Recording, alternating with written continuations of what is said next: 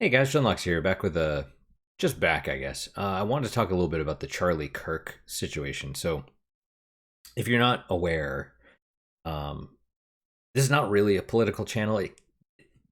We sort of touch on some of it, but mostly, I like to think that I touch on more ideas and more almost the philosophical side of politics, like not necessarily specific policies, but you know, behaviors and people and that sort of thing.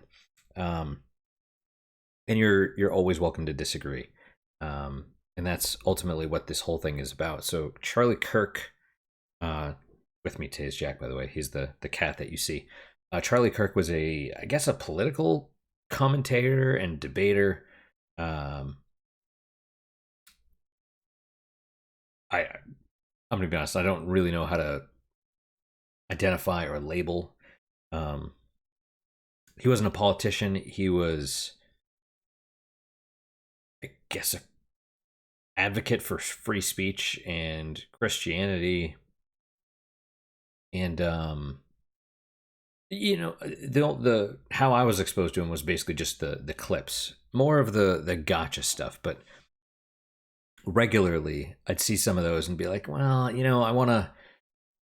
That's not necessarily great, or I want to see more. I want to see what led up to this specific little clip. I'm more of a long form person. But I would say, so he was shot. He was shot by. At this point, they theoretically have the killer. Um, there's a lot of conspiracy theories and stuff out there. So what it seems to be so far is that it's a leftist um, that shot him because a dude that was radicalized came from a conservative family and probably resented them. And so that's kind of how it goes. The adults, especially if they're very strongly in one direction, the kids will uh, sometimes go in a different direction as like to rebel kind of. But this dude radicalized enough to choose violence, basically. Um, and like I said, I haven't been following the issue very much. I've just been seeing a lot of videos about it. But I did want to make this video because I think it's really important to say that I mean, this is going to sound really stupid, but violence is really not the answer. The whole point, my big thing is that, while I am freedom, and that means uh, freedom is the ability to destroy yourself, I really don't think that killing someone because you disagree with their speech is a good thing. And in fact, in this case, I think it's really bad because I think it set us, America, more. I think we've already been on the path towards civil war potentially, but if anything, this just either spurred that on or set the stage for political violence or any number of just terrible, terrible things. And um, it's just not good. I don't. It's just more importantly, I would say this is kind of I like to go off on tangents and stuff, but for me personally, because I used to be, I'd say I'm still kind of liberal leaning in certain respects. I'm not. I'm probably somewhere in the middle politically. I haven't really looked. Um, but I used to be not necessarily far left, but uh, politics is so crazy these days, and the Overton window has shifted so much that you can't really compare where you were to where things are today because things are so different and there's so much extremism.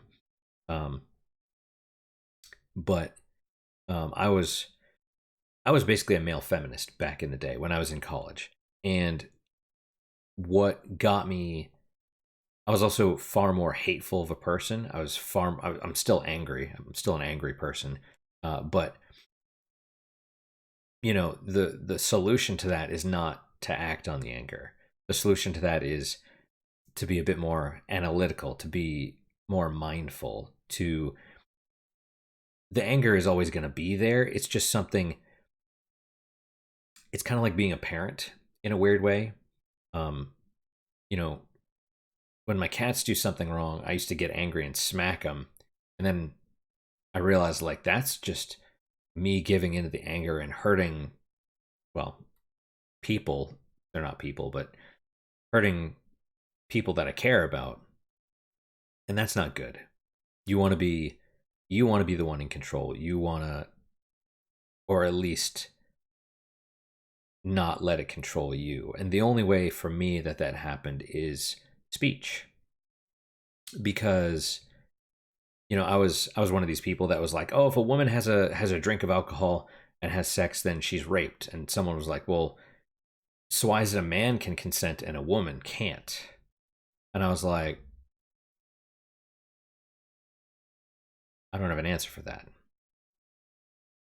And thinking about it, that's actually a really, ironically, it's very, that's a whole can of worms we don't want to go into at the moment. But questions like that, like basically what Charlie Kirk seems to be known for. Obviously, he's there were some gotchas and stuff in there which I don't really care for, but um, the core of what he seemed to be trying to do was let me change your mind through the power of speech, right? And he did seem to be respectful. He wasn't like, you know, necessarily adversarial, right? And so, uh, I think ultimately that's why he was silenced, because people, or the guy that shot him, um, didn't. I can't speak for them, but if there's people that share your viewpoint, you don't necessarily want them changing their views, because if other people see the same way that I do or like the same things that I like, then I am also validated from that by that. So if they change their mind or if they disagree, that invalidates me. And so like I understand, but the big point that I'm trying to get to is that it's a path to ruin for yourself. All these people on the left that are celebrating his death, they are terrible, evil people. Um, they're just vile. They're basically animals in my mind, because um, humans are animals, but I think the only thing that actually separates us from literal animals is the social contract, right? So we realize we're animals and we try and act better as a result. We hold ourselves to a higher standard. Excuse me. And so all these people that are cheering for the death of a person that they never knew, that just said something they disagree with, that's just vile. And I think they are probably beyond redemption. And I don't mean that in the Christian sense, like I'm not religious, but I mean it in the sense of they probably can't get themselves out of the darkness that they're in. You know, I don't think they'll ever be able to let go of that and become happier, healthier people. Um, because all that stuff, all that anger, all that violence, all that leftism, mental illness, all this stuff kind of goes hand in hand. And the only way out of it, you have to get yourself out, but the only way to get out of it is someone, like at least for me, was asking the questions and stuff. So for me, that happening to him, I think is really, really terrible. Um and I don't know, I was just something to think about, because I say leftist. I shit on leftists a lot. And I don't mean liberals, because even now I still have some political ideas, I guess. I don't know the right term, but certain political positions I'm a bit more on the liberal side than the conservative side. Um, I still try and keep you know, like trying to keep everyone happy in a sense. Look at the rights of everyone, not just our one specific group or this group or that group or whatever. Um, but leftists are a different breed, and there's a lot of different things you can read about the psychology about it. But if you ever wonder why all these people that are supposedly anti-violence, anti-gun, anti-police, whatever, why they're really happy, like specifically anti-gun and anti-violence, why they seem to be really happy that this guy died to gun violence. Yeah, you can explain it away just by saying they're hypocrites, and they are. But the most important thing to realize about the psychology of these people is that leftists, there was a study, the far left, the more left you go, the more you have a outgroup preference, right? So you prioritize the outgroup over the in-group. Whereas the more conservative you are, typically you prioritize the in-group instead of the out-group. What that basically means is the in-group is like, self, a little bit farther out. It's family, kids, extended family, friends, whatever. And then eventually far is like, strangers and animals and whatever, the environment, like rocks and stuff. That's the outgroup is the farther it is from you. And so leftism and leftists have a outgroup preference.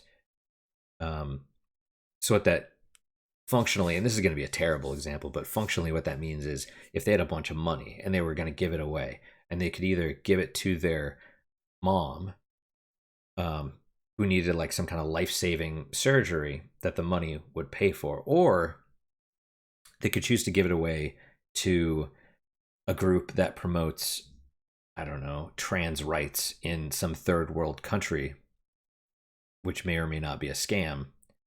They would choose to give it to the third world country because they have an outgroup preference. That also means that whatever group they claim to be a part of, they're not actually a part of.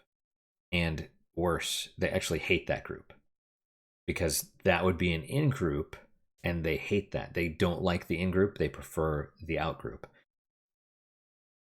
And it's, so the whole gun violence thing, like they claim to be peaceful, but they're part of the peaceful group, but they're not actually peaceful. They hate peace. What that ultimately means is they're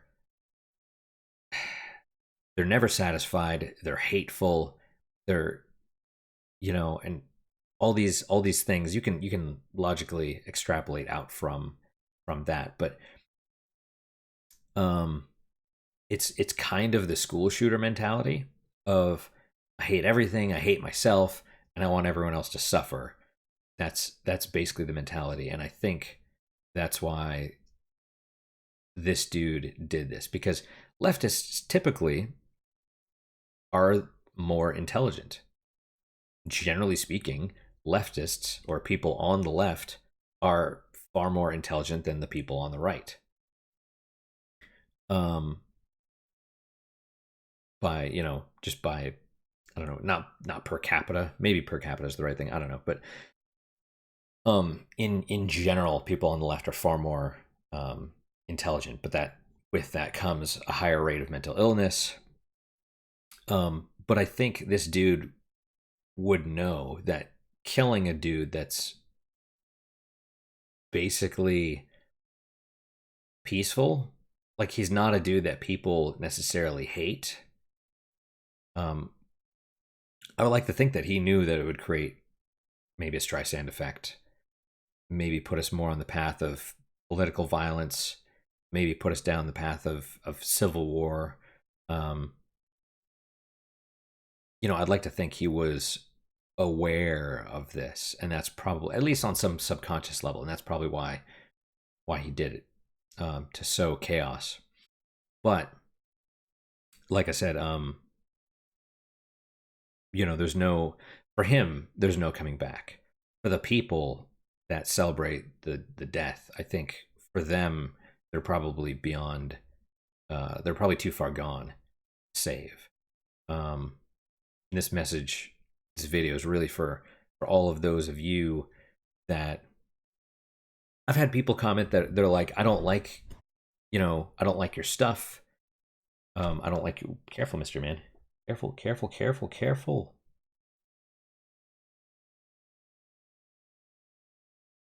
The people that are like, I don't like your stuff. I don't like your viewpoints, but I listen to you to see what you have to say. To me, at least, that comes across as somewhat rational. And this is for those people and whoever else. Um, you gotta let go of your anger. You know, um, you're always gonna have it. There's always gonna be things that make you angry. But someone asked one of my friends. They're like, I'm trying to figure out what to do about all this. And meanwhile, some of my other friends are like, oh, we should find this guy and or this guy should be tortured to death or blah blah blah. And I'm just like, for me personally, I always play the long game. And so I'm like, well, what actually would help? What would, if the goal is to not have a civil war, if the goal is to, um, you know, I we would want to come together as a country.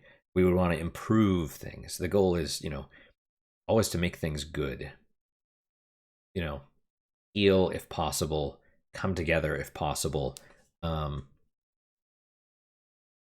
what would be what would that be? What would the solution to that be? And I think this is the first step. It's got to be the people. The people have to realize that, hey, this is too far. This should be the farthest that it goes. This should be a wake up call to all these people in the media that are like, we need to, oh, you'll suffer for this. All the Democrats and all that stuff. I'm sure there's people on the conservative side that are doing it too, but overwhelmingly, I see all these Democrats on the media, all the major media outlets, all the mainstream media, whatever, legacy media, whatever you want to call them. Most of them are still, they have not spoken against this. They have just been like, well, he deserved what he gets and blah blah blah and all that stuff, and it's like that's not gonna help. Really, the only and asking to change it from the top down. If the people don't change, nothing will change. The best thing we can do is for all of us to be like, hey, this is too much. This needs to stop. This was a bad thing. This was not a good thing. This was a terrible thing. Um, you know, and then go from there. I mean, sure, the legacy media not celebrating this or not, they're like, oh, I think it was one of his own supporters that shot him in celebration. Like, come on. Come on. You know? Um, I don't know. Like I said, that's basically it. That's basically the point is if you guys want to be, happier and stuff, it's one of those things you got to realize that this is not a good thing. You are free to not like the man, but the can of worms that I think this is going to open is not going to be worth it, you know? Um, and especially like, if you're happy, like I said, this is not for those people that are happy about the death of Charlie Kirk because they don't, they either want the destruction to happen because I think they hate themselves deep down or they really don't care. Um, but they're fine with their logic as long as it doesn't get reversed and applied to them, right? They're fine with them being able to kill people for disagreeing, but they're not okay with other people being able to kill them for a disagreement, right? And that's kind of how you got to look at it. It's like the logic doesn't, logic is logic. It has to work. We have to be better. We have to be we have to be the we have to be adults, right? You can't get angry at your cat, smack him in anger. You have to figure out what's the solution. what works, what doesn't work, and do that. So yeah, hopefully, I mean, I don't have a lot of hope, but but hopefully it stops here, and hopefully we can come together and heal from this. And I hope you, anyone that watches this video, I really do hope that you're able to, if you do have anger, I hope you're able to let go of some of that and then kind of figure out what needs to be done from this point, and maybe heal yourselves a little bit if you are on the left side or left leaning. That's basically it.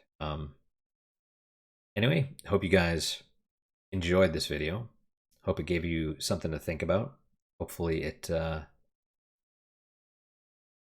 resonates.